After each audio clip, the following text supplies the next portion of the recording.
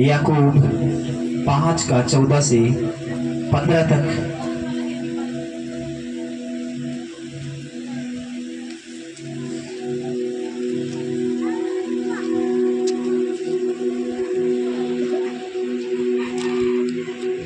में कोई रोगी है तो कलीसिया को प्राचीन को बुलाए और उन्हें प्रभु के नाम से उस पर तेल मलकर उसके लिए प्रार्थना करें और विश्वास की प्रार्थना से क्या करें, विश्वास की प्रार्थना के द्वारा रोगी बच जाएगी और प्रभु उसको उठाकर खड़ा करेगा।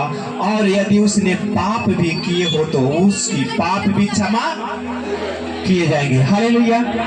ये परमेश्वर का हॉली स्पिरिट ऐसे है। कह रहा यदि तुम में कोई रोगी हो, ये वचन क्या कह रहा है? कह रहा यदि तुम में कोई रोगी है, कह रहा यदि तुम में कोई रोगी है तो कलीसिया को प्राचीनों को बुलाए। प्राचीनों को बुलाए। आपको जानना होगा यदि आप बीमारी में है, किसी समस्या में है, किसी कष्ट में है, तो आपको कलीसिया को जो प्राचीन है, आपको एक करीबी है जो आपको सुसमाचार दिया। कोई जरूरी नहीं है कि हमारा कोई जरूरी पड़े तब पास्टर जी को नंबर खोजो, जब तक आपका समस्या शैतान घेर रखे।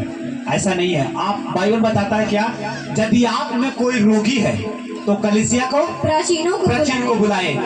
हमें एक चीज समझना है, जो हमें सुसमाचार दिया था वो हमसे प्राचीन है, वो प्रभु में है या कि नहीं है, आपको जानना होगा। हालेलुया। और जानकर हमें उससे ढूंढना होगा। बहन, मेरे भाई, तूने हमें वचन जो सुनाया था वो परमेश्वर को उद्धार को कारण के लिए था।